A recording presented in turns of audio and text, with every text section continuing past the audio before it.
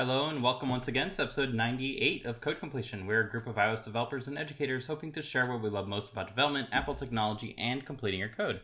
My name is Dimitri and I'll be your host once again for this episode, and I'm joined today by my fellow completionist, Spencer. Hey there.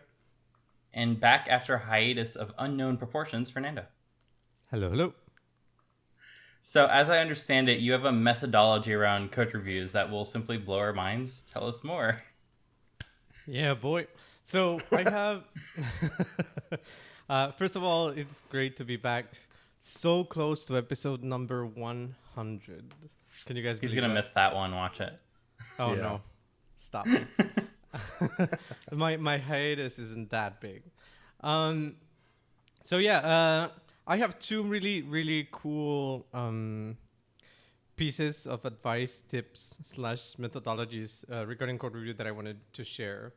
The first of them is basically trying to replicate the pair programming code review synchronous methodology. I don't know if I totally butchered that, but right, whenever you have a code review, there's really, I don't think there's a substitute at all to just sitting down with whoever is writing the code and then just going over through the code with them explaining it to you, right? So that way you can very quickly ask questions, ask what led to this architecture, what led to this solution, how did you think about this or that? So, however, usually that's a very good but heavy investment when it comes to time, right? You're basically the bigger the code review, I would say the exponential, the more time that you need in an exponential fashion. It's not linear where it's just 2 man hours. It's just the amount of time that requires for someone to explain code is huge, as we all know. So the first one comes from an article that I'll share with you guys in a little bit. I need to refind it. But it's basically whenever you go into a code review, and I don't know about you guys, maybe I should ask first. What is your own methodology? Let's say I have a pull request. Let's say it's not a massive pull request, just 5 files that changed. I needed to change the protocol and the behavior, and added new functionality that didn't require a refactor of any sorts. Like how would you approach a pull request that I do? I'm going to take your scenario and ignore it and basically say that before I review any pull request, when I write pull requests, I will review and walk through my code in comments via Absolutely. GitHub. So that way someone else can have that kind of what you're talking about of like describing what your code is doing in human words. That doesn't necessarily need to ever be documentation, but it helps the review process because then it gives other people that are reading it like a way of going through it. So that's like a step before the one that you brought up. When actually reviewing the code, though, I will hope that there are some like automated tests and stuff like that to make sure that code is not doing something stupid. It still compiles. I'm not going to look after any of that. I will rarely pull down the code if I need to. Because again, I'm assuming the automated tests are going to take care of it. And as we discussed in a previous episode, most of my projects I also set up so that way each PR will run a test flight. So I can just go ahead and check out that test flight and see like what it's doing and make sure that the behavior for anything that looks suspect still works. But then besides all of those points, I will just kind of look through the code and make sure that I can understand the logic. And if I can, I ask clarifying questions. If there's anything that could be named better, I suggest those. But yeah, that's my basic process. What happens before you go, Spencer? What happens yeah. if you find like an error in logic? Like there's a bug or something that you think needs to be improved on. I will go ahead and say that flat out. Say that this is not what we need. Perhaps doing it like this would be better. But I'm not going to skirt around the issue. If This is a perfect what you're setup. wondering. Thank you, Dimitri. I basically did the exact same thing as you did before, having the self code review, if you will, adding comments as if it was someone else's code, presenting it, unit testing, user testing, and then wrapping it up. Spencer, what about you? Yeah, it's pretty much the same for me. We use Bitbucket, but generally either the PR itself will be descriptive in telling what was changed and helping anyone looking in the PR, or they'll make a comment just at the top of the PR after the fact. But yeah, we also have automated tests that run and make sure there are no build errors or anything, and then just walking through the logic and making inline comments there. Just saying like, hey, extra print statement, or I don't understand this, or whatever. So yeah, nothing really new. That's perfect. So my own process was basically the same as both of you. Like trying our best to, number one, make sure that you didn't make any mistakes. Number two, make sure that others can easily understand the code. As a PR creator and as a PR reviewer, basically trying to understand the logic, testing the code to make sure that it works. And if there are any unit tests, because sometimes they're not possible or not worth their time. They are never not possible. Well, no, I agree, but sometimes they're not worth our time. Like ain't nobody got time for that sometimes. But anyway, like that's a very safe way of reviewing code. However, you do lose a lot of the big idea comes. I finally found the article. The big idea comes from Chelsea Troy. They wrote an article called "Reviewing Pull Requests" almost 3 years ago in December 2019. I'll send the link. Do we have a chat here? We do. Do not send it in the chat. We're gonna lose it. I just sent it in the chat. All right, I'll throw it in Slack. Thank you.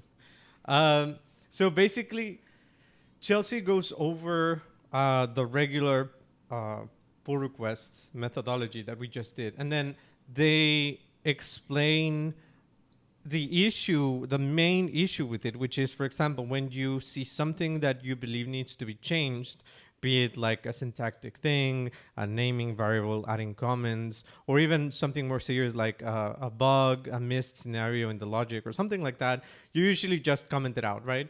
Hey, can you please change this? Hey, have you considered doing it this way? Hey, I don't like that you use a for loop here. Let's do a for each, whatever, right? But that isn't what would happen in a pair programming scenario, right? If us three were in reviewing my own pull requests, and one of you was like, hey, can we change this for loop to a while loop? We would go in, all three of us, even though I would be driving, we would go in and try to change the code and see if it's possible, right? Would we? So if we were in a call that, Dimi, yeah? Like anytime I've done the poor review with others, it has always just been over GitHub, not changing code live to satisfy other people's whims. That seems like a massive waste of time. Well, it depends, right? Like if it's something that you consider should be changed in the pull request, and we both agree. Yeah, let me backtrack a little bit. I thought we agreed, which maybe we don't, that being on a call and doing pair programming is essentially the best way of producing high quality code that we all can live with. Is that fair to say? Yeah. Spencer? I don't know. It definitely consumes more time. That's what I said. A lot more I agree. time. It's exponentially way more time than just doing it yourself, right? And I don't think it results in better code. Like I think it's coding by committee a lot of times. I think it depends on the dynamic, though. Like as an example, if it's like a junior and you're like driving with the junior's driving, you're like kind of backseating there. Sure, yeah. But if it's like two experienced seniors. Developers, I'm not quite sure. It'll just be an argument fest. So here's a question then for you guys. If both of you were doing it, do you think it would be an argument fest? Yes. I mean, there's Really? a reason I don't do it. It's better to have a cohesive idea. Like I don't have a cohesive idea when I start coding. But that's And my having point. someone else interrupt that process just leads to chaos. Let me So backtrack I then. would rather have a complete thought, and have that complete thought presented as code rather than present it as dubious pseudocode, which is not code yet. It doesn't work. So unless it's actual code, then it's not a complete thought yet, in my mind. And personally, again, this is different in different situations, especially like Spencer said, a junior with a senior watching over them. But if you are working with like people at your same level, then very rarely is figuring out the idea in code together a fruitful endeavor, in my opinion. I feel like that ends up in more time wasted than anything, because you could have had the chance to either discuss together, like that is totally fine, of finding the general like outline of how you're going to go ahead and get to a solution. I think that can have a lot of benefits for a very small amount of time used on that like brainstorming session. But actually writing the code, I don't think is a useful use of anyone's time, because one, you're wasting both people's time, and two, you're spending even more time discussing minute details which don't matter until the end. That would have changed, that you would have changed anyways. You would have caught and updated along the way because you were yourself experienced.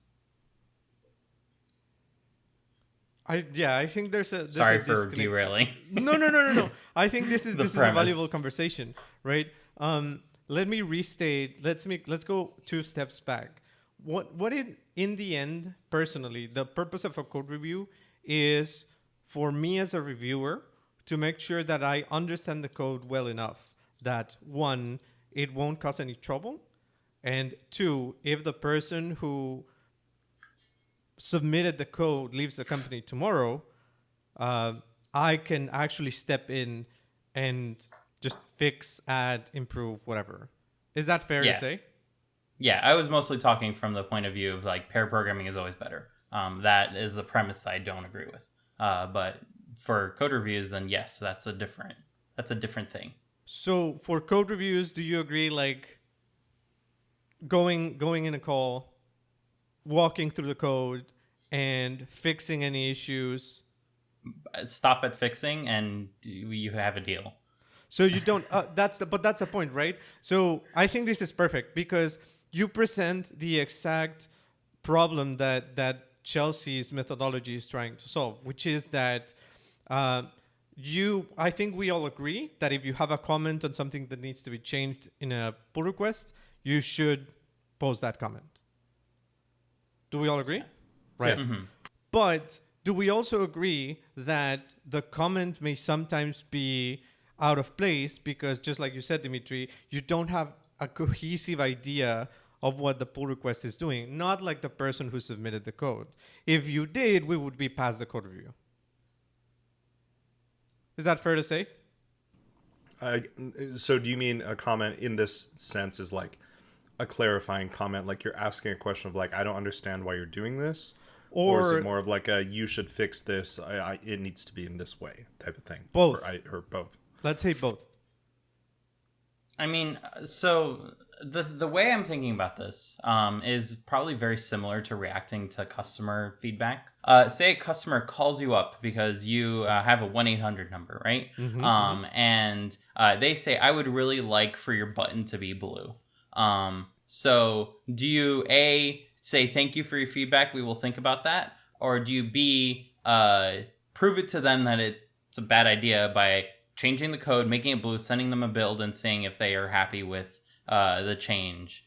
Does that make sense? Like there is reactionary feedback, meaning that you can collect, you can either choose to collect the feedback, like think about it, and then have an output that perhaps encompasses all the feedback together, or the initial qualms that you may have had.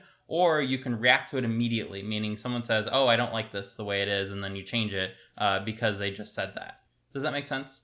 So Yes, like this behavior of like changing stuff mid-review, like live, I feel like falls in that second category, which leads to less precise work because you're just taking feedback wholesale as potentially the best way to do it without taking the time to yourself think about it down the line. So, Okay, I see where the bump is. Let's forget about the live part of it, right? Okay. Let's just go back to the comments. Like, if you have a comment on a change, be it a bug fix or something that you feel needs to be changed in the code, you will write the comment, right? yeah. And the point of it is that you may not be aware of certain things when you want that change to be made, right? Because the As a cohesive reviewer, idea, right? as a reviewer, correct? No, if, Yeah, if you're as not- a submitter you don't have yeah. you either miss something big or you're like, Well, that's the point of a review process too, is to Exactly, find those that's- things that you missed. agreed, totally. Yeah. But the point of it is, in the end, that in order to transmit that information regarding the code and the code changes, the best way of transmitting it is, this is Chelsea's idea, which I like, and we can discuss in a bit, is for the reviewer to submit the change themselves. Not in the same branch, because that would mess up the pull request, but in a Make a different PR pull into the request. PR kind of Yes, thing. a PR into the PR. And that's a tweet, right? If you have feedback, code feedback, go and do it on your own branch and submit a PR, and we can discuss that feedback on your PR. And I've been trying this out for a little bit, and I can tell you that it's actually incredibly useful when it comes to code, because you have to get your hands dirty, right? As a reviewer, you have to go into the code review and see what is going on with this PR and how can I change what I wanted to change. It's very different for you to say, oh, can you make this function a part of the protocol or blah, whatever, right? Or make it generic or whatever. It's very easy to say because in your mind it makes sense, but it isn't until you go into the code and you actually try prove it it. out that you're like, oh shit, making it a generic would take a huge amount of time. You know what? Let's forget about that. So the benefit is that you answer most of your own questions as you go and get your hands dirty. And when you can't answer your questions, that's when you go into the pull request and you ask, hey, I tried this and this and that. Why are we doing X, Y, Z? Right? Or I tried this. This is much better. Here's the PR. Here's the actual code that you can use and we can merge if you like my new idea. Instead of like saying, hey, this is not efficient. Can you make it efficient? You just go in, make it efficient. Here's your PR. What do you think? So, what do you think? It's a PRception. PRception. So one thing that I wanna focus on here is this kind of assumes that your PRs are ginormous. If they are around the 100 line of code mark, I feel like this is once again wasting a lot more time than is worth it. For instance, it might be better to just say okay, and then if you really think it can change, you can do that on your own time, separate PR that cleans stuff up. That is like completely separate from the discussion of like getting something in. Like I'm a big proponent of if you're not done with something in a PR, make a ticket for it. It's okay if you didn't write the unit test yet.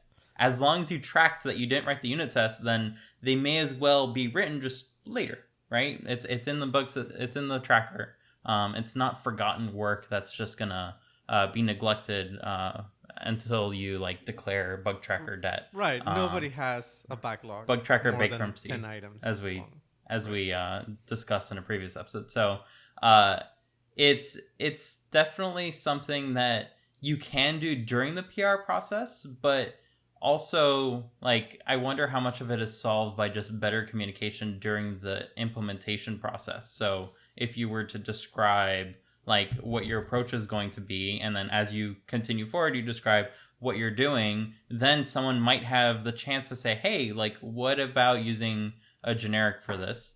And then that can be something that you, the author, can explore because you didn't necessarily write so much code that you're super invested in yet. Does that make sense? Rather than But kind that's of the point, right? You're nerd sniping someone else on your team to kind of go down the rabbit hole of figuring out if the generic is possible or not. But you just did by that just in your example. Like, even though it's like we're discussing the implementation as I go, it's not the final PR. You're like, hey, have you explored generics? You're basically adding more work to my plate without considering the consequences of the work that I've already done.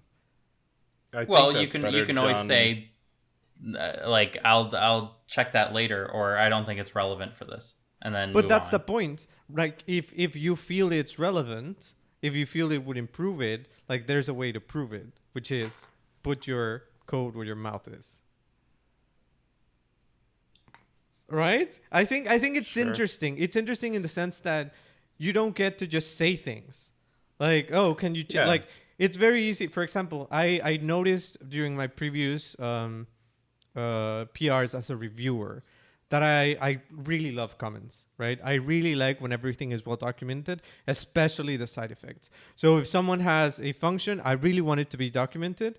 Sometimes if it's like too simple, like, who cares? But if it has a little bit of a side effect, if it has several different parameters that need some explanation, I want to have the documentation there. And a lot of my comments were, hey, can you please add documentation here? Hey, can you please add documentation here? Hey, which is very annoying for both of us. It's annoying for me because I have to go and ask you to do the documentation. And it's annoying for you because it's like, oh, that's right, I have to do it. Part of the PR process, right? But it is still a little bit frustrating. I feel with Chelsea's approach, it's a lot easier for me to go in, comment everything that I want to be commented, and then submit that as a PR, and the person can be like, oh, no, what you tried to explain was wrong. This is the right way. And then they commit there, and that's the whole point of it. Okay, so I kind of want to approach this from like my level of knowledge perspective, if that makes sense, where not a lot of, but some of the PRs that come in are like so far beyond me that even if I, grabbed that branch and looked at it, there is no way I would understand it. We're, dealing with like low level metal code and audio processing, and like you could give me a week and I wouldn't understand it, right? So in that sense, like, I guess my perspective is different, where maybe I'm on the flip side of that, where I wouldn't be the one doing the code review with the person, obviously, because I'm not, qualified for some of those PRs, right? There's two things there.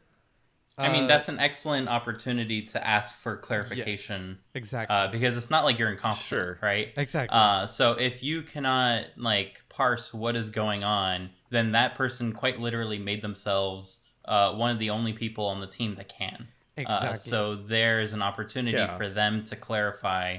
The burden is on them, basically, to make sure that you, a third of the team or whatnot, can actually like take part in that code in the future. Because as it is, you seeing those PRs is an excellent opportunity for you to get used to that code. But if you can't understand it, then that is There's a failure wrong. on them more than Sure. you. Yes. Okay, that's fair. Yeah, I mean, I guess if time is not an issue, right, then this all sounds good. But a lot of this is like, I'm generally, when I look at PRs, it's like in between a ticket that I'm working on and another one, right? Where But is that fair to the submitter? Like, Dimitri Maybe has not. told us I that he don't know. submits a lot of code. I think it's unfair if someone goes in and reviews his code and it's like, hey, looks good to me.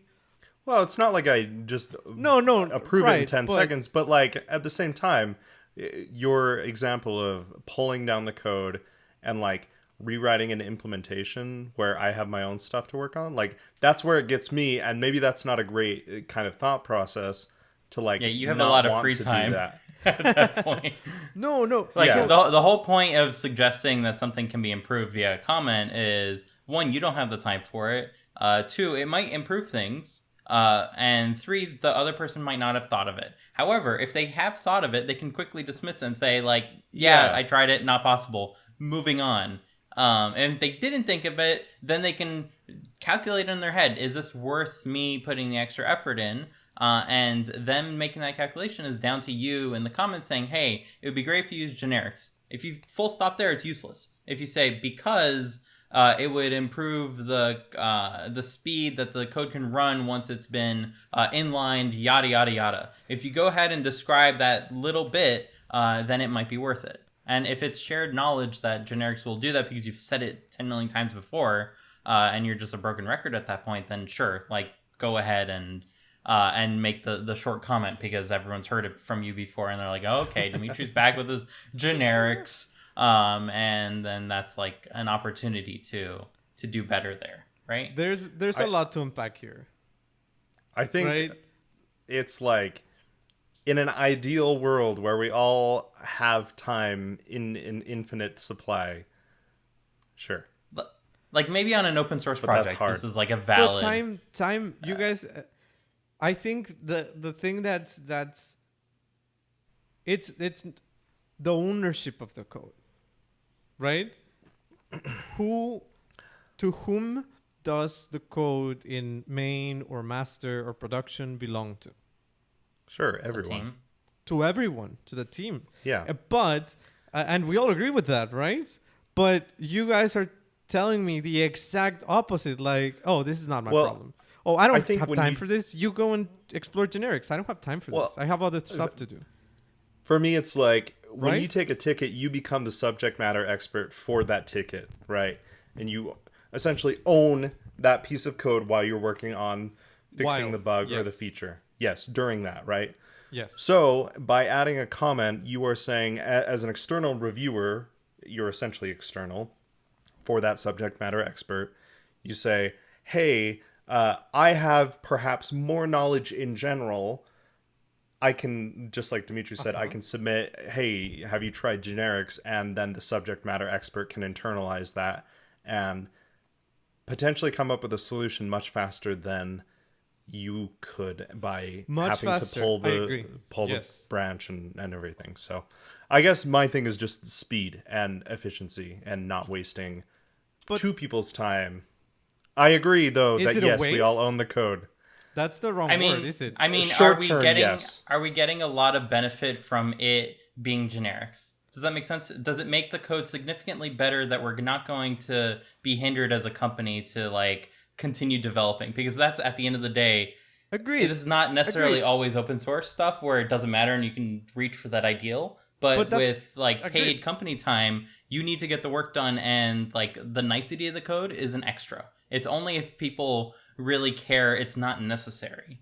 So like those kinds, it's down to the reviewer, I think, to indicate how necessary their suggestion is. Because if I say this is a nit, but it would be nicer with generics, then the reviewer can, then the author of the PR can basically make the calculus of like, oh, it really would be nice with generics. I know exactly how to do that. Let me do it.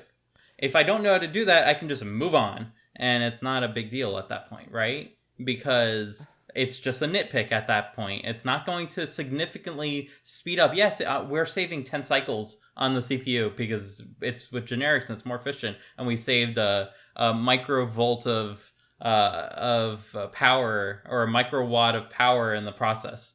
But that doesn't actually like have any significant benefit, right? Like you can waste every resource on the person's device as you want. No one's really going to care. Like you're not actually making a difference.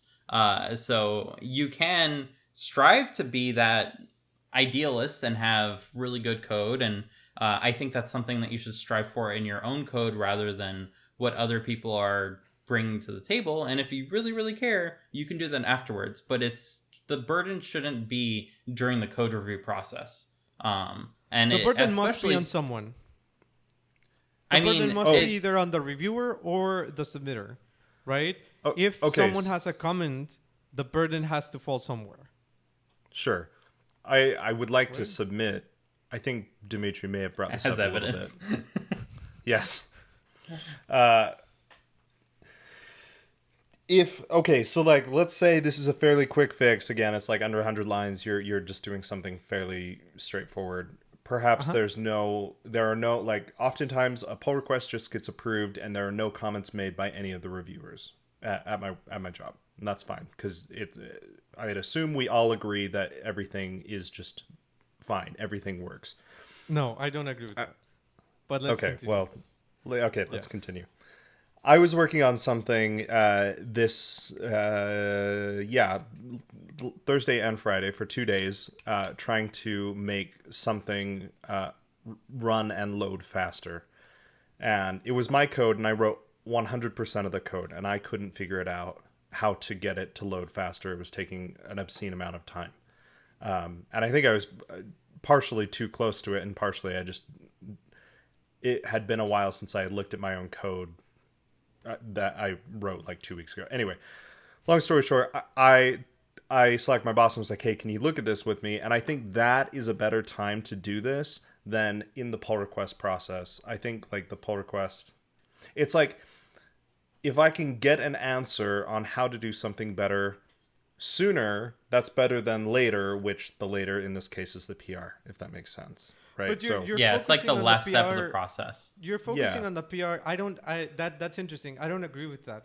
You're focusing on the PR as literally like a point in time, right? Yeah, it's the final piece. You are satisfied with your code, and you are hoping that everyone else is too. No, then don't call it a PR. Call it a draft PR. Call it a branch. There you go. But if you're going to call it a PR, then semantically that indicates the endpoint for your efforts. I mean, sure, call it whatever you want, but so like you can at any point in time you can open up whatever you want to call it, sure, which has your code, and say to someone else, hey, can you please help me out with that? Yeah, but then you're a lot more open to anything at that point. That's a very different like mental state than I am done with my changes and I would like to get this in, and I am going to scratch my nails on like a chalkboard every time someone says like, oh, can you make this into a generic, or can you rename this method because I don't like it? It's like that is inconsequential to getting like my work in at that point. Does that make sense? But it's like, important to the other person. Like that's the whole point of this conversation, right? Agreed. If it's but wouldn't it be better? Wouldn't it be better if it happened earlier than later in any point in time? Like, of course, whether the pull request is okay. That's all I'm trying to say. Yeah, no, I agree. But what I'm saying is that this isn't about the like last step, last mile kind of thing. This is more about changing who is responsible for changes in the code. Right? Yeah. So if you submit your code, there is a disconnect here because we either believe that code review is made so that I can understand the code, so that if tomorrow whoever submitted the code leaves, I get to pick it up. Or either I want to get through with the PR and assume that everything's right and I don't understand what the code is. I think they're mutually exclusive. I mean, right? No one should be writing PR so big that if they were to leave, this you isn't have about to pick big up or someone small. else's code. This isn't about big or small. This is about understanding. No, but like, yes, on the point of understanding. Right? So I agree that like we should be able to understand code that's in, but being able to like pick up code that was written to be submitted, like I think it should be totally fine if someone leaves, they get hit by a bus or get fired or whatnot. Then at that point you shouldn't need to continue from their work. Like, if your tickets are so big in scope that that one PR has so much work in it that you cannot restart it from your own thought process, then I think that they're already way too large. That's way tangential. What I'm saying is that it doesn't need to be big or small or medium for you to understand it. There is a certain correlation, obviously. But I would venture to say that some of the pull requests that Spencer reviews that he's like, wow, this is way above my skill level, they're not necessarily huge. They're just complicated. Mm-hmm. Yeah, fair. Right? Yeah. So my point is either he understands the PR and he approves it, or he's like, I think everything looks good, but I'm trusting my teammates to do their job well. Right? That definitely happens for sure.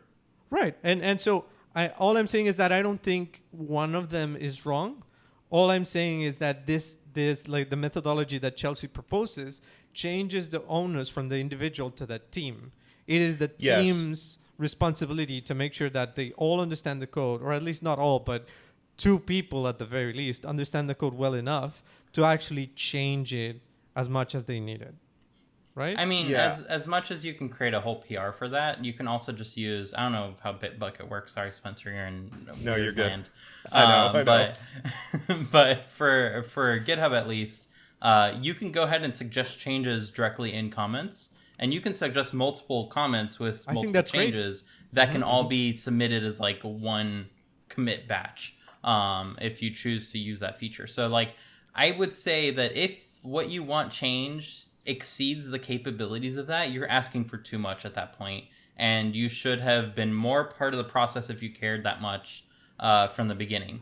Meaning you were a buddy with that person to go ahead and be their rubber ducky during the development process. Like, because ideally you know who is working on what, you should have been able to say like, hey, I am interested in making sure this is developed right. Can you keep me informed of like what you're doing, and have a culture that supports that kind of... There's no easy way of doing that, right? Unless, like, if you're working I mean, with a why peer- not?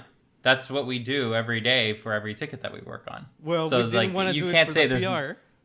PR. So I'm getting mixed signals. Well, the here, right? PRs, once again, the PR is the last stage of that process. You are sold on your approach. You're no longer dubious of like, I don't know if this is the right way of doing it. Like, your PR Agreed. is your final work. Agreed.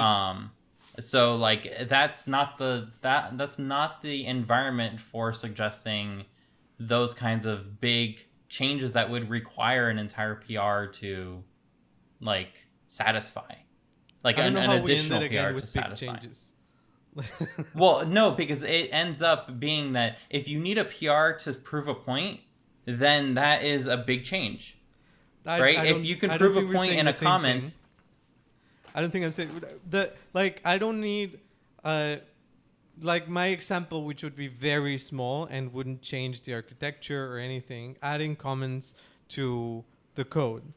Like, I don't need a PR to prove a point. I'm sort of not proving a point anyway. I'm trying to make the code better, right? I mean, just put that in comments then. Like, that's what I'm saying, is your PR comments can encode that information. What and I'm be done saying with is it. that instead of like saying, hey, can you add comments to this? You do it yourself. Instead of like Yes. saying, hey, can No, we I'm change totally this? on board with that. Cool. What I'm not on board with is if it's a significant enough change. That's why I keep bringing up the size. Because if it's significant enough that it requires a whole separate hour of your time to go ahead and like write out. If you're writing comments in the PR and you submit that comment and go to the next comment, that's not taking an hour of your time in isolation to fix something and then submit a PR for that. Does that make sense? That's a very No, like... I didn't so- understand. Sorry.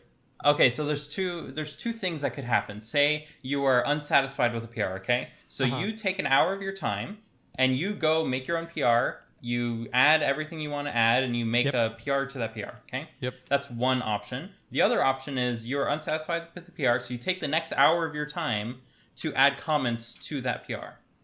Which Uh-huh. means that the author can see your comments as they're coming in and they can do stuff with it, and you're not necessarily going to potentially have the PR that you're commenting get merged in while you're working on your side thing that could have like potentially been a thing. So what I'm arguing is that if you foresee needing that significant amount of time to like make a separate thing, that is something But that it's you the should same not amount of time. I'm confused. In Yes, your example, it might be was the like 1 hour for code, 1 hour for comments. Yes, but I'm arguing that the 1 hour for comments is a better use of your time than the 1 hour for code that's in isolation. But isn't Because code one, like the- better than comments? Because code can either be merged, or you either didn't submit the code because you realized there was something like difficult for it, or Going back to your getting hands dirty thing, like Right. you figure things out. And yeah, I Right. see that. I So- mean, once again, you were letting the author chime in early, right? If it's just your example of like adding doc comments, like that is trivial. That's something that like needs to happen. If you do it for them 5 times and then say, I'm not going to review your code if you don't do this the next time, then that's like a hammer approach of getting that solved. But that's separate than, I think you should have used generics, or we should have taken a slightly different approach to go ahead and solve this. I don't think it's that separate. is something that you can go ahead and... Well, what do you mean? Like, no one's going to not accept doc comments. That's what I'm saying. That it is a separate example because No. like What I'm someone saying not is that- accepting documentation is like cruel. I think we all agree. call it. Agreed. No. I think we agree on all points. The thing I'm trying to say is that I think we all agree that if I build a feature in UIKit and the reviewer's like, no, I wanted it to be in Swift UI, that's wrong. Right? If I already submitted the PR, I'm not going to change everything just because you want it to be different. Like, there's no way that's going to happen. Unless, Sure, like you could write, I could spend my 10 minutes rewriting in Swift UI that you took your 5 hours to write in UIKit and say, like, here's my PR to your PR. This is all your code, puts my new code in Swift UI, and it was much faster to put together because it's Swift UI and this I think that's good. UIKit. I would like that. Right? Because you would not like that. As the author of the PR, you would be insulted. And I can say that for a fact because I've run into that situation and made people mad as a result. So, but that's what I'm it's saying. not You did it. a situation. Right? If the other person, so let's run with this example. Okay, Let's I say- did not do it in your exact scenario. I did it by accident. Of like, let me help out. I will write this bit of code. And then when That's that the person point. woke up, you were helping that out, code. right? Yes, and it was not welcome. So I can tell you with But that's what I'm experience saying. that No. it's not a We good both idea agree. to We go both down agree. that route. Like, we agree that you were helping out. The issue No, I was wasn't- not helping out. No, you were definitely It- helping out. It wasn't It was not you. help in the end. Well, but that's I can that's not say about the it was process my itself. problem. I screwed up in that situation. I was not helping out, and I'm trying to impart that wisdom of don't do that to everyone else that's listening this. Agreed. So as much as I can. So The point of it is that in the end, if you can, like, if you say, I'm going to do this in Swift UI, and you go and do it in an hour, maybe it's worth it. But if you're like, I'm going to do this in Swift UI, and you start doing it, and you start running into issues, or you start rebuilding the whole feature, then obviously there's something wrong with your approach, right? No, That's a so it's comment not- that should never happen. it's not worth it, even if it takes 5 minutes versus something that took the other person 5 hours. I disagree. Even if Because the it's other not person is like lacking UIKit them. versus Swift UI. Okay. Well, you are deleting that person from the team at that point. You are making Yes, their and efforts maybe they unnecessary. should- No, I'm kidding. But Well, then Okay. that's something that is not like open for discussion during a PR. Is my point. To the point of their slacking, then that I think coming from like not either of your skill level, I think a lot of this to me assumes that we are all on the same skill level, and any of the work that you submit I can easily digest and come up with potentially a different solution if needed. So to Dimitri's point, maybe the UIKit stuff that the person submitted that took them 5 hours, maybe they're a junior. Obviously, Dimitri can write code faster and write UI code faster than him, and thus it takes him 10 minutes or however long. So that's Dimitri wouldn't do what we just said, right? That's what he's saying. He's imparting the knowledge that he wouldn't. Yes. But what I'm saying is, on the flip side of that, if someone, again, submits some like gnarly audio code, and assuming that I am doing this thing where I'm pulling down the code and running through it, by the time I even like begin to grasp what it's doing, the code will have been like merged or rejected. Like, that's wrong. I'm not a useful. It is not a useful use of my time to run through that because I don't understand it in the first place. And okay, let me hold on. I'm getting to something. You're wrong, Spencer. I cannot. No, you're A smart. junior cannot become a subject matter expert in all of these things. You're How sort does of. a junior become a subject matter expert? I know, I agree, but I don't think it's an effective use of time. I think there should be I a think- better division of time. I think think- they become that by making the mistakes and not having someone correct them. They need to realize the What? mistakes on their own. If you have someone correct you at every step of the way, then you are gonna Not at just every accept step their. of the way. We don't need to go to extremes. Like this doesn't need even to at happen some every steps. single time. You need to realize that things can be better on your own. You can't have someone point it out for you, because then you're not going to be able to point it out yourself. I disagree. There's levels.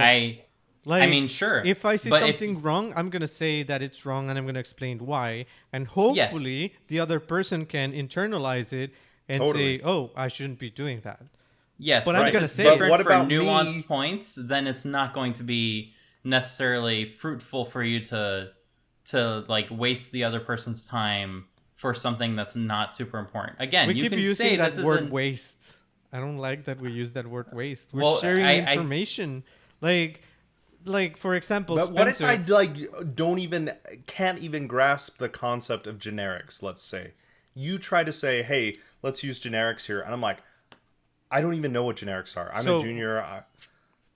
Let's But process then that. if you Let's insist and then you spend a week on learning generics that you're not really understanding it, but you like now are extra confused by it. if a code submitted by a my junior could be way better using generics, would you or would you not want the final code to be done with generics? I would Yeah. pull them Would you aside merge the completely. code without generics? Yes, why not? You can always make a PR that improves it. But my point is that if you really want them to improve at that point, because they're not at the same level as you, and you clearly have more experience, and they understand that you have more experience, it's like a very clear dichotomy. There's no ambiguities at all in this equation. Yeah. Then you can definitely pull them aside and say like, hey, I think that this would be much better done with generics. Do you want to go through that process of transforming it with me so that way you can learn through that process? But That is a Charlie, very, that's the very point. We different agree. thing. No, But it's then the that's same not thing through as the review opening process. it's the That's- same thing as opening up a new PR with the generics and telling them, okay, you review my code. No, that's not the same Yeah. thing, because they're not going to be able to review that. That's going to be Spencer's same situation Okay, where exactly. the super But complex there's no code. time limit. Like just like you said. Like I think But when there's always a time limit in the real world, though. no. I'm not talking Especially about when infinite people amounts get of time. fired for not doing the work. Absolutely. No. You guys are taking this way to the extreme. Like, of course, if we go character by character, Okay, like, Fernando, it's gonna take Fernando. a lot more. Yeah. Fernando, Oh my imagine gosh. the situation, okay? You had a complete thought of how you wanted to present this pull request blow our minds thing. And Uh-huh. we shut up for that entire process. That way you can get from start to finish explaining exactly what you wanted to explain. Right. We would have been done already. Like, the fact that it has taken us this much longer to not even get to your second point, I And think we're- is speaking agreed. volumes Agreed. about No. why You're it's a right. bad idea to do this synchronously. This is great rather content. than I don't know what you're saying.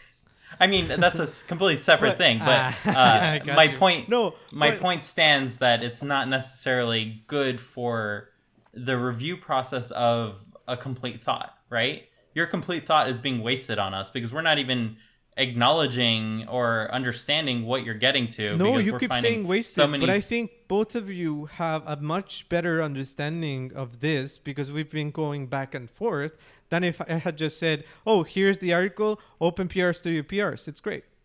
I mean, Sure. you might think And then that, you would but I be don't like, think we okay, have a looks better good to me, understanding. let's merge that. Right? All I'm saying, like, all of this is that in the end, so like, going back to the original point, like you said, Dimitri, we tried this for like a month, and we very quickly realized that PRs were taking way too long. Obviously, like we've been discussing for the past like 30 minutes, they were taking too long. So then we went and had the sort of like the best of both worlds, in my opinion, which is obviously now I see very debatable, which is that the original PR is now open only for very minor aesthetic changes. You want to add comments? Sure. You want to change the name of variable? Sure. You want to make like, you want to break up a function into smaller functions? Go for it. But there's no big changes, no architectural changes. There's nothing big coming into that PR. Unless it's totally broken. Right, unless it's totally Like, broken. But if big there is asterisk something there, big, that's always an option. if there is something big that you feel needs to be improved on, maybe, and this has happened to me before, maybe you've had everything in one single like huge massive view controller and you want to split it up, right? Maybe that takes more time than what was allotted originally to that PR. Well, during review, you take the time. Not, I sort of agree with the open up a ticket, but also I don't, because at least Basecamp doesn't believe in backlogs. In every single job that I've had, the backlog always It's stored in runs. here. If it's important to you, you have your own backlog, but the company or the team doesn't have a backlog. Does that make sense? I Because don't agree, otherwise but sure. it just runs. Like I don't know about you guys, but tangentially in every other work job I've had, there's a backlog with like 200 items, and there's 0% chance we get to all of them because there's no like time is limited. We Fernando has prioritize not from been that listening to backlog. previous episodes. I have not. Sorry, that's part of the hype. Laughs in thousands of items in backlog. Exactly. That's the point. So what I'm saying is, instead of you doing like, oh, we should change this and then chugging it into the nothingness, you basically go into a new PR and do it yourself right then, and that gets reviewed at some point in the future. But However, it's already there. You're taking company time away from what has already been prioritized at that point. And Yeah, even if I'm- the backlog is rotting, like that's not a sign that things are unhealthy or that there's not enough time to get to everything. That just means that there's things that are more important than making that change. Agreed, If your but if thing it is gets really to that important, point- you can make a ticket for it, discuss it with everyone, and have it No. prioritized. A ticket Otherwise, will there's never no get point. done. A ticket will never get done. Then it's not important enough. That's what it means. I think literally. there's a balance between, like, I'm not a code monkey. I get to decide what's important too. Even though, like, the company, at least what I like about Basecamp, is that the higher levels, they're basically commanding the ship, right?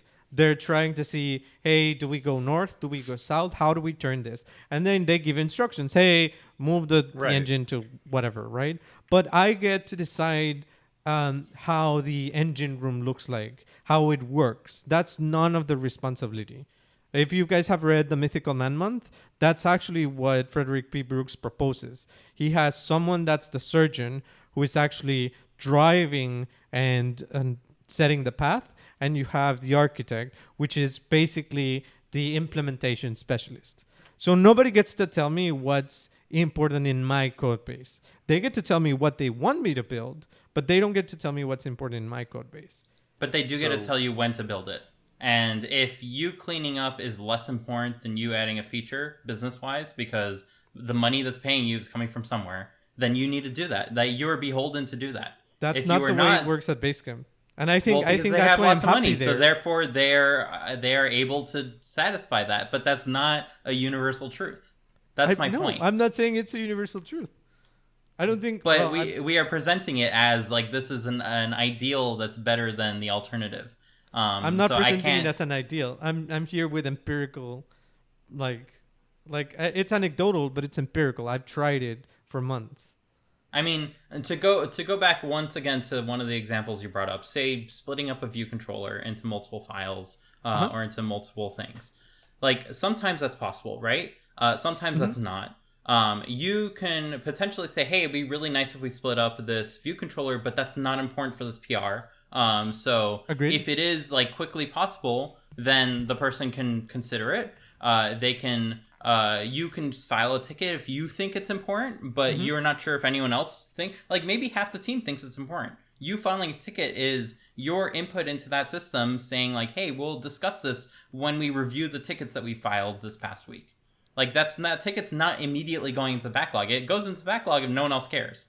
That's what I'm saying. Because again, it's a team. It's not one person. Even though a lot of teams are one person working on the entire code base. That's a separate discussion to this. But if you are like one person as a team and you think that PR should be broken up, you can say, hey, I think this view controller should be broken up, and then the author can immediately respond, this is something that I've done multiple times. But why you say? can't, because these properties are private and therefore it has to be in here. Like, that's it. You've ended that discussion. There's no ticket. There's no further discussion. There's no you wasting your time proving that it can be potentially done, because the author can immediately answer your questions. That's what I'm saying. Rather than going through any rabbit hole, it's probably better just to comment. Like get that foot in the door. If Better it's in what way? You won't Because better understand in the code saving as well. everyone's time. I They're mean, the the code subject- can't be split yeah. up. It has to be the way it is. If it really Is can, it better maybe for a it junior will come developer? up. Is it better if you tell them that the code cannot be split up, or if you let them go and try and split up the code and fail at it? Let them go and fail at it. Yeah. So why are we reserving that privilege of learning in a better way for juniors? Because they shouldn't be wasting their time doing it for your code that you it's just not submitted. wasting. It's It learning. is wasting It's because it's literally company learning. time. It Yes, would be but like- you're not They're being learning paid on to company learn. time. They're learning on company time. I don't Like- honestly. Then have I them don't learn via their own tickets. Don't have them learn via the things that they're not supposed to be concentrating on. They're learning from my code, right? And I don't even I have thi- an intern. I wish, but Spencer. I think like from my perspective, obviously I'm learning every day, but I don't know how much I would be able to internalize from something that's like so far above me where like programming, I can't sure I could get my feet in the feet wet and get my foot in the door in a metaphorical sense of maybe starting to like get on this process of audio processing. But like if you throw me head first into, hey, review this code and pull it down and try to find a better way of potentially making it work, I'd be like, I have nowhere to start. It would take me so long to even get on the I think the difference that Fernando's getting at is you would identify that potential on your own. But as like Spencer has brought up so many times, I don't think that those opportunities just naturally present themselves. Like there's a Agreed. difference I agree. between a senior and a junior in how they review code. A junior is not going to identify things to change most Yeah. times. Like they are going to assume that the senior's code is better in all ways. Exactly. And hold back their thought because they might be saying something stupid. Not that that's what they should be doing, but this is what like implicitly 100% what I hierarchical do. structures cause is you will not speak up if you think you're about to say is wrong We unless all agree. everyone normalizes that to like such an extent. However, like if you're going to normalize that to such an extent, you should normalize the rest of the process too. Meaning you should have better communication. You should have someone work with you. Maybe not like pair programming, but definitely being informed of the process and the steps that you're going to take. So like I think that once again, the code review process is like the finish line. I don't think that's an opportunity for like such drastic changes to We all either be agree with that. suggested. And if they do need to be suggested, they should be suggested with a ticket That's so that where way we the author disagree. does not feel the burden to do it then and there. If you really care about it, you take that ticket up immediately. But you've prioritized it on company time. And if the company finds you like doing these tickets 9 times out of 10 instead of the new work that has been prioritized separately, they take you out to a corner and give you a stern explanation about how you are not being paid to explore your own whims. You are being paid to help the company develop It's what not, they're developing. I think the disconnect here is in like it's really an idea. It's a how can I say this? I've noticed that it's not the process, it's the ideal of what work should be for a programmer. I feel you should always be learning. There's obviously not, you just said this, right? There's like these opportunities don't naturally come up. Like the opportunity to actually make the code better doesn't naturally come up. You I mean, have someone to. might tell you to do it. Right, exactly. So it has to Like be. say, hey, Junior, a new project for you. Please split this view controller up. And exactly. you might It be has like, to be I have very no idea how to punctual. do that. And then they can give you pointers of like, okay, first let's pull this part out and like break it down for you. And then the next view controller that you need to break up, they ask you like, hey, how are we going to do this? What's your game plan? And then But that's like you mentor them. But that's like a completely separate thing than like in That's the what pull I'm request saying. process. I don't think it should be a completely separate thing. It has to But be. that's where it's most effective.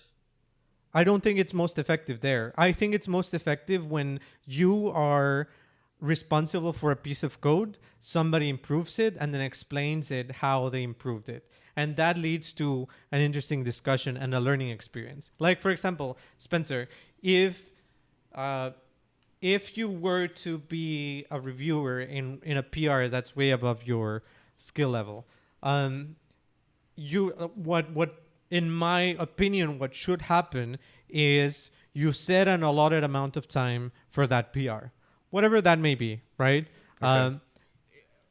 You approve the PR in your regular fashion, and then you use the rest of your allotted time to actually go in and try to understand the PR. It doesn't mean you're going to understand 100% of it. That would be ideal, but since this is like way above, it's going to be like basically impossible. But you do spend an allotted amount of time trying to actually go in the code and getting your hands dirty and doing something with it. Yeah. So And I don't think that's a waste. That's a really important part. It's never a Okay. waste, in my opinion. Yeah, I think maybe something kind of clicked for me where I'm trying to shoehorn this into the current model that we Right, use it's at different. work, right? So we would have to completely change how we go about things, and like in the, for example, the sprint planning process, like know that, hey, we are going to dedicate X time to potentially every PR, and maybe that slows the work down. So in that sense, sure, I get that. I think trying to shoehorn that methodology into the way that we do it at work now wouldn't work. Or So does that here's make a sense? question. It does make sense. Obviously, it would take more time, but here's a question. How much time do you feel like if we measured from 0 to 100%, where 0% is you discuss a possible idea in sprint planning and 100% is you merge or you're basically done with the ticket, what percent of that time should be allotted to code review?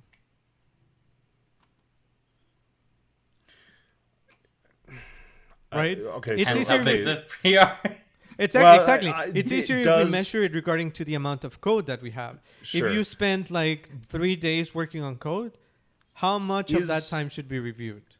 Okay, let me ask a clarifying question. Does code review happen only during the PR, or can it happen while I'm working on? While you're working, it can ticket. happen at any moment in time where you're like, "Hey, can you check this out?" Or it Yeah. can be the last line of defense. Then the smallest Well- amount of time possible, because you're working on something else and that is I disturbing don't what like you're that. working on.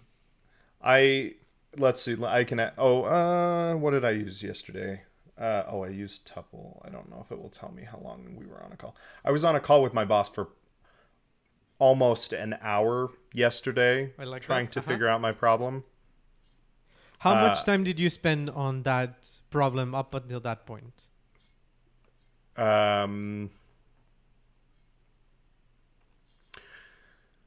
Probably in total 6 hours. So like 20%, 17 to 20%. Yeah, but that is, I think, more of an exception than the rule. Most PRs, I don't talk to anyone, and I get the job done. Does that make sense?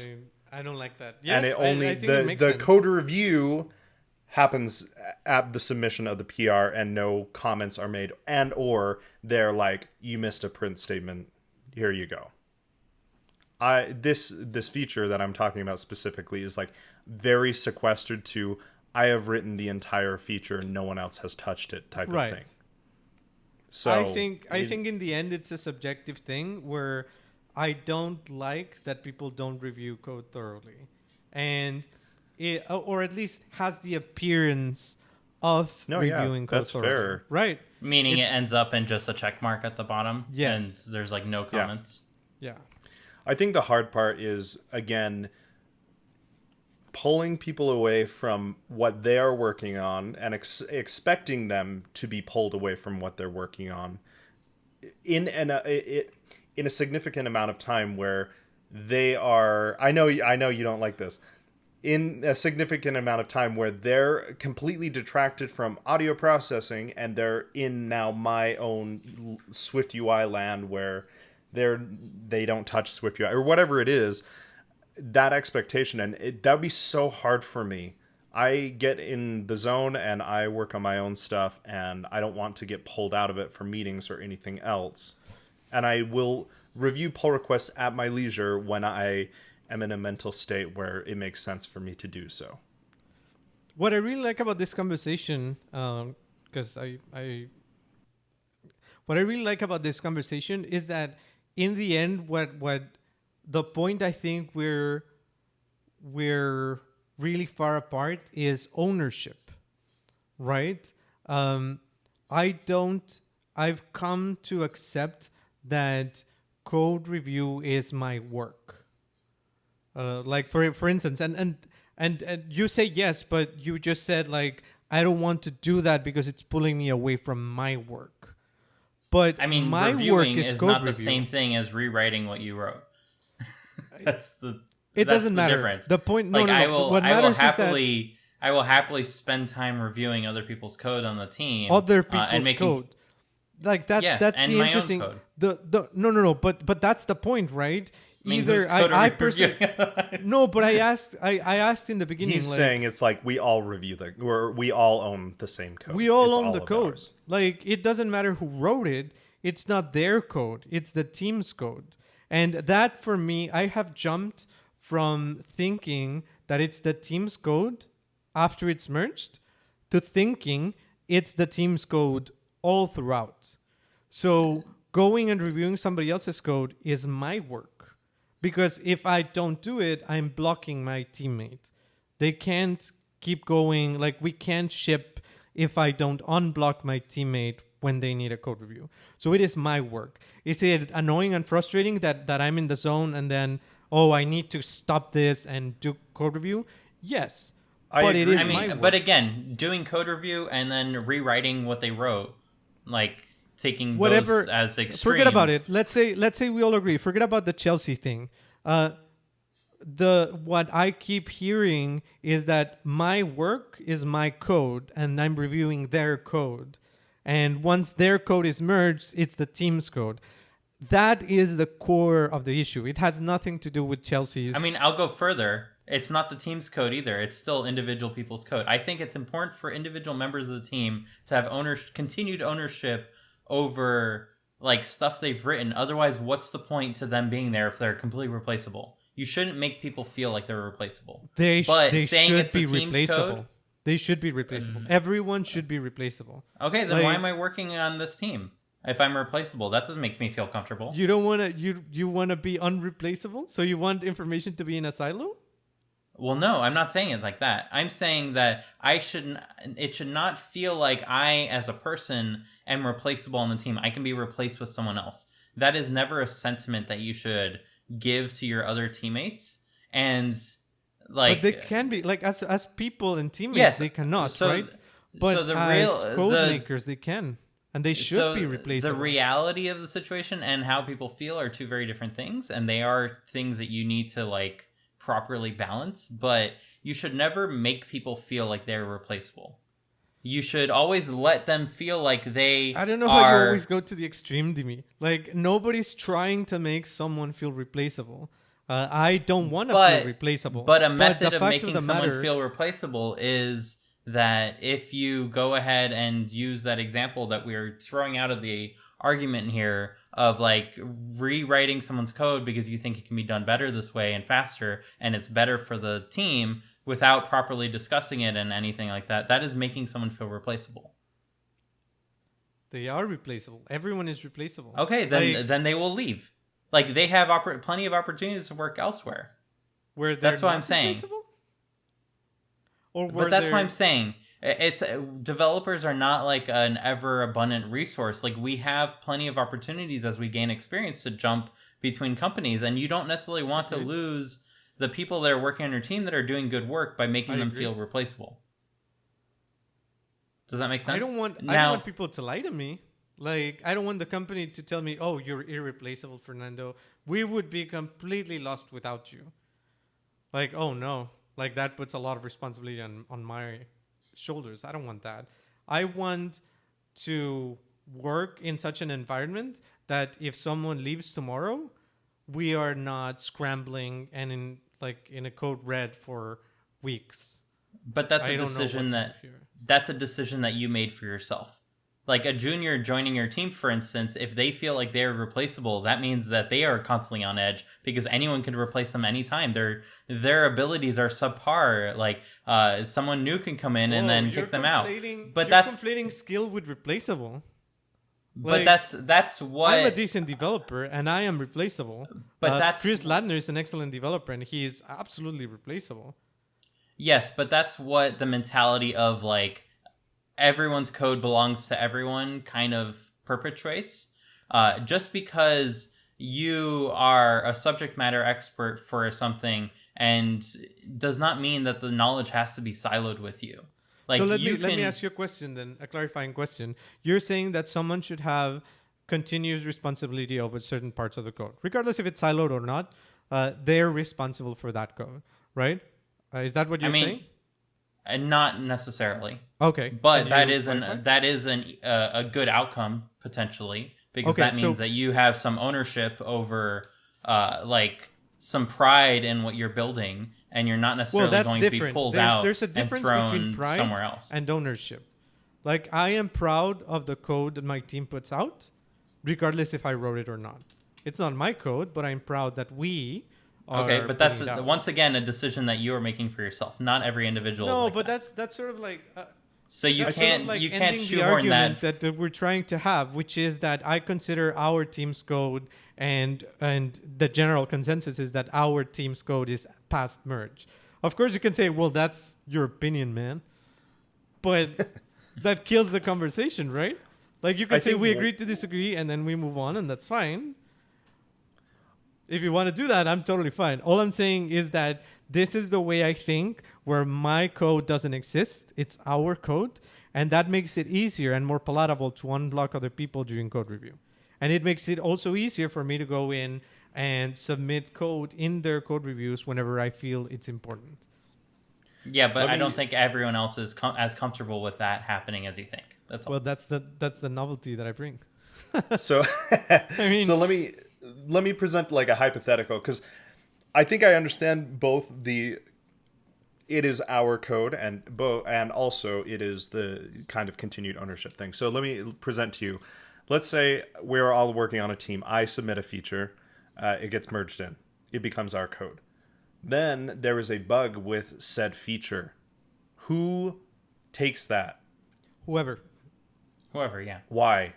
Exactly. Why? Yeah, I love this. I was going to ask this question. Because exactly this question. Because Why? whoever is free to work on the next prioritized item. Because the But team isn't- has worked to have a list of things that as a team everyone is aware of and everyone can work on. And therefore whoever's free next grabs that and they bring you as the original author in to help them solve it.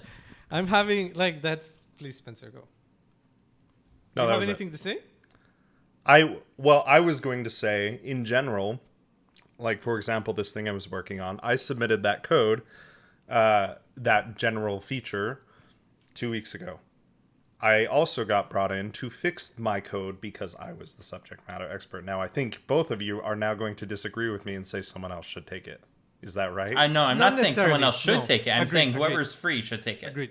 I Okay. agree with So you. if you are free, you are the ideal person to take it. Okay, But if you are cool. busy, then like someone else can take it, and they should bring you in and say like, "Hey, can you Perfect. give me the Yeah. 3 words as to why you did it in this way, so that way I can take that Yeah. into consideration?" And you've spent a very little time like on it, but you've helped them like Okay. conceptualize. Perfect. I think that is both the ownership and also, sorry, the self-ownership and also the team ownership in an ideal world. That sounds like both to me. Yeah.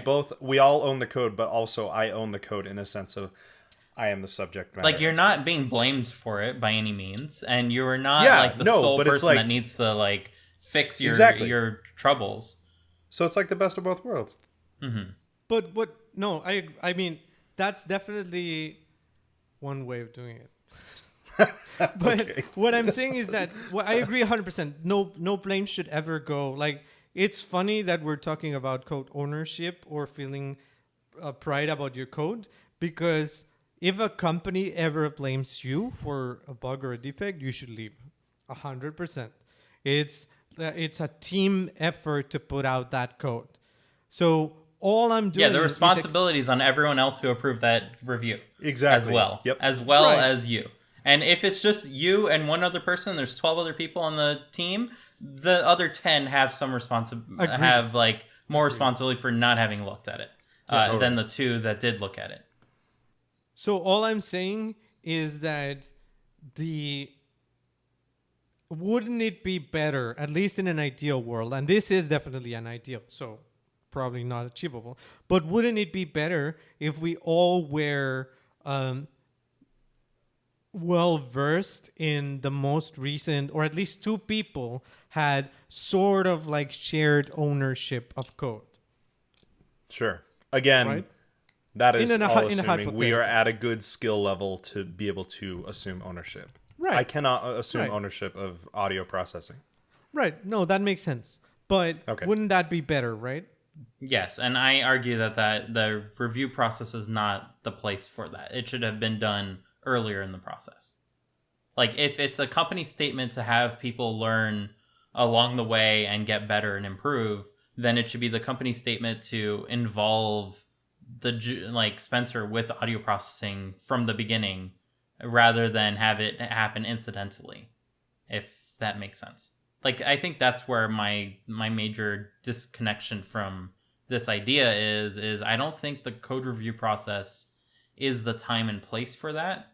I think that you as a team, more work needs to be done earlier to make sure that people can work effectively with each other, and make sure that they are communicating how they're going to go ahead and do something. And if anything doesn't make sense or any opportunities arise, they arise at that point in time rather than later. And the exception to that is when the author that's working on it gets stuck, like Spencer was, and needs help. And therefore, that help can happen because it's unblocking work that needs to happen. But I don't think that the PR process is like made for that specifically, if that makes sense. No, it doesn't. But I won't say more because we can stay here for 3 more hours. That's like your opinion, man. Well, I think there's some interesting ideas are presented, and I think maybe I don't know if we just need to like read the article ourselves, and I don't think we'll agree. Like after this conversation, I don't think we we'll won't agree agree. because I agree there's that we a won't agree. very heavy emphasis on the code review aspect of it, which is what Dimitri is not agreeing with. I think the code review aspect is fine. I think this whole thing happening at the end with the PR is like, oh, like I mean- I did code review with my boss yesterday, but it didn't happen in the PR. You know what I mean? But what if it happened in the PR? Then it feels like the person that had the problem should have. Well, I don't. I guess in Right? one sense, it's like if I came up with a potential solution and my boss came around and said, "Hey, there's this better solution." Sure, that's fine, but I think ideally it should have happened earlier. Where if I was stuck, I should recognize that I was stuck. We're And stuck that in Or has a to before you game even plan. started, your boss should have mentioned like, "Hey, this is how I think it could be done." Exactly. And We're stuck therefore in an they get ideal that land. out. But what happens if you don't? Like, so then, Yeah. like, you don't mention it That's- at all as a reviewer. No, you would definitely mention it as a reviewer. I don't necessarily agree with derailing my boss from what he's doing and having him To go prove make it. a Keep branch using to words fix it. derailing. It's his, like, yes, like, it's your work. It's his work too. That, I well, know. From my point of view, sorry. From I your am point of also- view, it's not. Yes, I should apologize. From No, my point I of see what view, you're saying. right? He's a teammate. You should be And able he's- to ask for help without being like, "Oh shit, I'm gonna derail Well, him." No, and Well, that's honestly, separate than- he's great about that, and he's always like, yeah, feel free to bug me whenever. I still feel bad because I know that in the grand scheme of things, my feature is less of a value to customers than the things that he is working on, almost guaranteed. So, do you feel replaceable, Spencer? Yeah, I do. Is that good or bad? I think it's kind of, I don't know. I'm a little on the fence. I definitely get where both of you are coming from. I am scared because often I genuinely feel this imposter syndrome of, oh crap, if I don't get this done fast enough, Yep. I could be fired legitimately. I feel that all the time. And that's fine. And, I think, and it might not be because people don't like you. Like it might just because like Apple stopped featuring our app, and therefore like sales have plummeted 50%, and we just can't support another engineer at this point. Does that make sense? Yeah. That's where these ideals are the first things to be on the cutting block. And like if we're gonna search for better ways to do things, those improvements should not necessarily be the first things on the cutting block. That's like where my major contention is. And perhaps this is a truly great idea as well, but like going back to doing like the review and then like fixing things in the process, I feel like a lot of this conversation has been that like you were trying to share your idea, but then we are immediately offering different ways of like going at it and derailing your thought process live in a way that sure makes for a great show and lots of conversation, but did not accurately convey what you wanted to convey because neither of us understood it at the end of the day in the way that you understood it.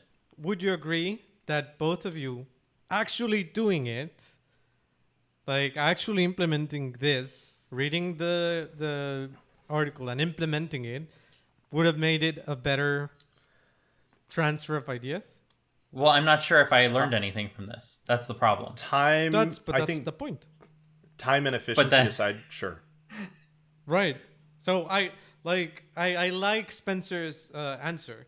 Like, of course, it would have taken more time because you would have had to go and do whatever you need to do at work to make this happen, which could be as simple as doing it or as complicated as submitting a new ticket, going through sprint planning. Hey, I want to try this, blah, blah. Yeah, sure, it would have been more we time. would have to scale or slow down our like velocity of features and like correct change timelines to do this. But sure, in theory, been a better transfer of ideas. That's all. I mean, as long as if we're changing timelines, there are better ways of doing this as a whole as well, right? You can take the government approach building everything, and timelines don't matter. That's whataboutism. Don't change the subject, Dimitri. I mean, all I want is that there may be ways that are 100 times better than this.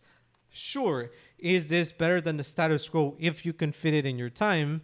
I think so. And well, it depends whose status quo we're talking about. Because I feel like where I'm coming from, and perhaps you just are... Dimitri. Sorry. I mean, I think we all agree that we disagree. Right? Well, I mean, it's funny enough that we're like, at least on my computer, it's me, Spencer, and you, Dimi. And I think we're in that spectrum where I'm completely sold in this idea. Spencer's like, I don't know if it works, but I guess it's like a cool idea. And you're like, it definitely doesn't work. Please stop doing it. Can we agree on that? I mean, no, because that was not the outcome I wanted to get to. I'll take this last moment because I do think that like I want to be more receptive to what you were arguing for. But I was not able to because we were immediately dissecting it upon delivery, and we didn't necessarily get to the conclusion, and therefore we were not able to judge it in its axiomatic way that it was being presented. And I think disagree. That it's funny. So you think that you communicated your idea properly to me. That's where I don't think that was. Yeah, I think you could have done better. And not on you. Wow, thank you. I think that the process could have gone more smoothly. And I think that as like a final note on this goes back to like how review processes can go. Like do keep in mind that things can derail very easily. This being case in point. And I think that like I don't want to dismiss what you were saying because potentially I could revisit it afterwards. But you were dismissing it the whole hour and a half. Because I didn't understand it. That's what I'm saying. Because it was like presented in a context. Simple. I think we all understood the idea. The idea is if you have comments, you open up a new PR and you put the comments in. And I don't mean comments in the code comments kind of way. I mean if you want to change something, change it. That's the idea. That's the entirety of it. I think I explained it correctly. It's just like I couldn't convince you and I couldn't truly convince Spencer that it was a good idea. But that's the idea. It's very simple, very easy to explain. The article is like a 10-minute read at most. So I, at least from my point of view, I think we're at that stage where I am totally sold on the idea. Spencer's like, sort of like, I guess if I could show Spencer some of my pull requests, I could maybe pull it a little bit further. But I don't, like, Spencer doesn't have like the ability to go like, all right, I'm just going to do it and start doing it. So it's really just a theoretical idea. And you were not agreeable with a lot of parts. And I don't mean to say that either of us is wrong. We just weren't in agreement. And I don't think there's anything wrong with that. Oh, is that fair? At least it gives food for thought for everyone listening to exactly like, pick your own adventure. Yep. Yeah, so if for you can sure. share that article, that'd be great. I'm actually changing or changing a little bit of subject. I'm actually trying to write something about it with Basecamp. We have a ton of work right now, obviously, as we always do. Everyone always does. But I would really like to show some actual code review that displays hey, I wanted to do this, to comment this on the PR, and I didn't because I went and tried it, and I was like, oh, that's so stupid. It's not improving anything, right? But that's a whole nother kind of worm. So I'll if I ever have that, I'll come back to the podcast and we can discuss it aimlessly for another hour and a half. And I guess let this be a lesson to everyone listening. If you have an idea to present, flesh it out a little and make sure you have a cohesive plan before presenting it, because that really helps convince everyone of what you want to do, and that goes doubly for PRs as well. But also remember that some people just won't be convinced. Yep. I'm convinced this is the best thing than before, so I don't know if I will. Anyway. Thanks for having me in again after 20 episodes. I don't think it was 20. It wasn't that long. I checked. It was mid-May was the last time you came on. That was this year. 10 episodes? Yeah. Oh yeah, probably was 10 episodes. Yeah, you're right. It is August, huh? Yeah. This week's episode of Code Completion is once again brought to you by Bon Voyage. Bon Voyage is a full-stack iOS application development course from Johnny B. With this course, you'll learn how to build both full iOS client app and associated React web administration application. The app and the site will integrate with Firebase as well as Stripe and Plaid for payment processing. Bon Voyage is a place to book extravagant vacations, and you'll gain the skills to build the iOS app from the ground up and integrate everything you need to provide a world-class vacation booking experience. To find out more and sign up for the course, visit bonvoyage.app/course. That's bon-voyage.app/course. And be sure to follow Bon Voyage's instructor, Johnny B. Codes, on Twitter at JONNYBCODES to stay up to date with all of his courses. Thanks again to the Bon Voyage e-commerce app course for sponsoring Code Completion. As always, I want to personally thank everyone for listening in this week. Please be sure to follow us on Twitter at Code Completion to know when new episodes get released, and feel free to tweet at us if there's ever a topic you'd like for us to dig into. Most importantly, as a small podcast, please be sure to share this with your friends and family who are also interested in any part of the process of app development. It's your support that enables us to continue doing this, and we hope to grow a healthy community around everything we discuss. Once again, I want to give my thanks to Spencer, who's at Spencer C. Curtis, that's SpencerCurtis on Twitter, and Fernando, who is at From Junior to Senior, that's FROMJRTOSR on Twitter, for joining me this week. My name once again is Dimitri, and you can find me at Dimitri Bouniol, that's DIMITRIBOUNIOL, and we'll see y'all next week. Bye-bye. Titles. That's your opinion, man. But from those, we could definitely put that one in there. Throw that in the, or whatever. What is it? Throw that hat in the ring. I don't know. Have you guys seen The Big Lebowski? No. 20 years ago. Yeah, 20 years ago. It's really good. You should watch it. I'll watch it. Yeah. Definitely, I know it's like a cult classic. It's a cult classic. Get on that. I mean, there are new stuff coming out all the time. You can ignore the old and take in the new. It's also an opportunity. Cult classics are cult classics for a reason, though. Whoever doesn't know, a lot of them are slow. are doomed to Yeah. not know them, I guess. I mean, they can be remade, I guess. I watched the Godfather a few years ago. It was also horrible. haven't watched that. It's really horrible. Like It didn't live up. just like Dimitri said. It's like so slow. Nothing. Watch ever people happens. walk down the hallway. It's Instead interesting of- to see like it's interesting to see what's on like IMDb's top 250. It used to be top 200 or 100. Yeah. I mean, like Shawshank Redemption, yeah, that's a good movie. Second like one is that. Godfather. And the third is The Dark Knight. So, I mean, definitely like we're spanning from 1972 to 2008. There's a recency bias about The Dark Knight. Sure. It's really, really, really good, but it's not Shawshank Redemption good. What's Yeah, I number don't know if 4? it's like the Godfather Part 2. Oh my god. What's number 5? 12 Angry Men from 1957. That movie was just. It's okay. Seen it. It's a good movie. It's just. I would much rather watch 12 Angry Men than The Godfather. Pulp Fiction's number 8. I just opened this too. The Good, the Bad, and the Ugly. It's super slow. I actually really liked it though. I just watched that like a year ago. Inception, The Matrix, Fight Club, Lord of the Rings, Empire Schindler's Strikes List, Back. like Schindler's List, is a way better movie than The Dark Knight.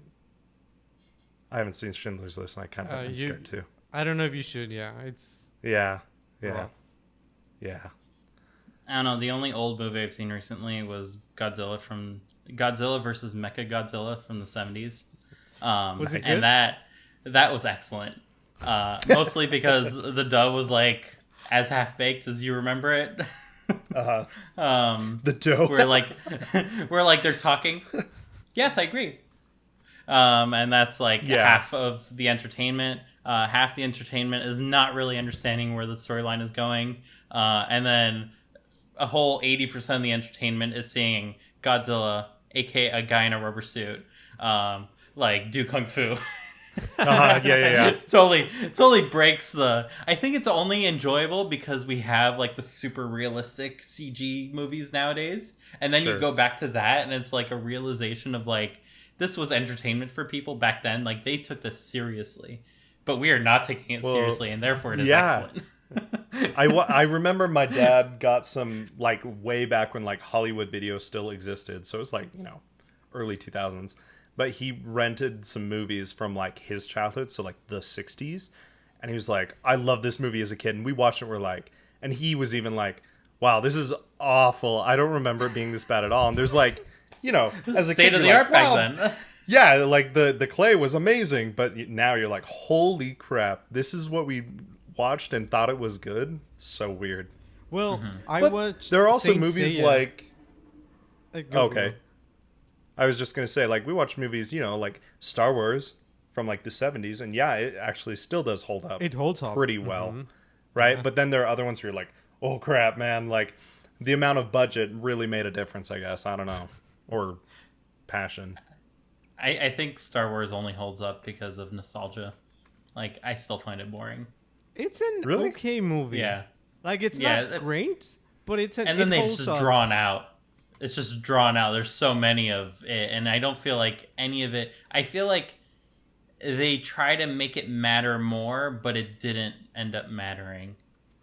Like it just didn't capture me in the same way that like other things have captured me, and I think I was probably spoiled by like other things more before I like really got to appreciate Star Wars. That's And fair. therefore I watched it Star being Wars. it not being the first thing that like entered my mind for that kind of idea, probably just it didn't work. Yeah, I watched Star Wars really early as a kid, so that's probably why I still really like it. And like I was saying, Sylvia and I just did a rewatch. Well, like a year or two ago, we did a rewatch of Saint Seiya, and it does not hold up. Like the original saga, the 12 Houses. I loved it. Sylvia and I loved it when we were young, and now it's like, oh my god, like this story is going nowhere. It's I don't know. We didn't enjoy it that much. There was a guy I remember this vividly. The moment when it jumped the shark was when Iki goes back to Death Island. I don't know the names in English, so I'm just making it up on the go. And he fights one of the one of the Dark Knights or something like that. And the guy has like a drawn pamphlet. No, what a sign. And then the sign says death or something, and then he just throws it out. And he starts Japanese puns not communicating. Exactly. And I was like, okay, I'm not. Yeah. Like, I'm Like not there's getting clearly any a of very this. intricate pun here that is just like Exactly. I was That's like, where they need okay. to do like what was that? I haven't seen it, but what was that show you showed me the other week, Dimitri? That's like a completely different story, like ghost stories or something. oh, Ghost Stories is excellent. So let me They give you the like premise. dubbed it completely different. Okay, so let me give you the premise. It bombed in Japan. It was just like not that great. It was like a serious story, but it was just not amazing. But back then, like you had what you had in terms of anime, so they're like trying to sell it to North American audiences, and the licensor they basically told the licensors, "Hey, this was a failure, but like if you can make something out of it, go for it." So the licensors over here they redubbed it, making a joke out of it, like same content, but Visually. visually it's the same content. They didn't really edit anything, but they redubbed the entire thing to be like complete wackadoodle, has nothing to do with anything. Tons of potentially pop culture references from like US stuff. It's like, oh, I'm a Scientologist. It's like you really shouldn't be studying those kind of things. Like weird snippets like that. And I think like the kid just like screams in a really weird way every single time. And yeah, it turns it into this excellent little thing that you can enjoy that was unwatchable or really boring at the very least before. So, Ghost Stories. Yeah. Highly recommend the dub, not the sub. Not the sub. One time to watch the dub. There's interesting movies on this list for sure. Okay, guys, I gotta go. I had to go like 40 minutes ago, but I couldn't. Okay. Sounds good. Oh no! Don't apologize. I would have left if I like 100% had to, but Sylvia's been waiting for me and she's getting angry, so Okay. I gotta go now. All right. I'll Toodles. see you. Bye. Bye. Bye.